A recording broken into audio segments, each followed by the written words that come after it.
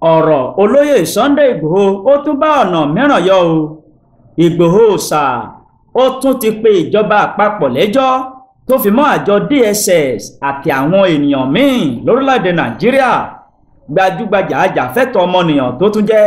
ọ̀kan gbòógì lára àwọn tó ń polongo fún ìdásílẹ̀ orílẹ̀‐èdè Yorùbá, olóyè Sunday Adéyẹmọ Ìgbòho, ẹni tí ènìyàn mọ̀ sí Ìgbòho ṣá, ó tún ti pe ẹjọ́ tako ìjọba Nàìjíríà àti àwọn míì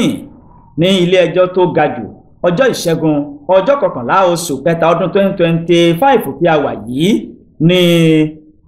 agbẹjọ́rò fún olóyè Sunday Ìgbòho Yomi Aliu San ló gbé ìwé ẹjọ́ ọ̀hún tó gùn jọ̀ràn lọ sí ilé ẹjọ́ gíga. Agbẹjọ́rò àgbà fún orílẹ̀-èdè Nàìjíríà ni Ìgbòho pè lẹ́jọ́ tó fi mọ́ iléeṣẹ́ aláàbò ọ̀tẹlẹ̀múyẹ́ DSS àti àjọ DSS ní ìpínlẹ̀ Ọ̀yọ́ àti àwọn ènìyàn míì ní Ìgbòho pè lẹ́jọ́. Ẹjọ́ tuntun yìí, gẹ́gẹ́ bí amòfin Aliu ṣe wí, ló wà láti rọ ilé ẹjọ́ tó ga jù ní orílẹ̀-èdè Nàìjíríà wípé kí wọ́n san gbogbo àwọn ẹ̀tọ́ fún Ìgbòho pẹ̀lú bí wọ́n ṣe bà ilé rẹ̀ jẹ́. Tẹ́ ẹ bá gbàgbé, ọjọ́ kìíní oṣù keje ọdún 2021 ni àwọn òṣìṣẹ́ aláàbò DSS ni wọ́n yabo ilé olóyè Sunday Ìgbòho tí wọ́n sì bà ọ̀pọ̀lọpọ̀ dúkìá rẹ̀ jẹ́. Ilé rẹ̀ tó wà ní ìlú Ìbàdàn ní agbègbè Sókà ní ìpínlẹ̀ Ọ̀yọ́. Lásìkò ìkọlù náà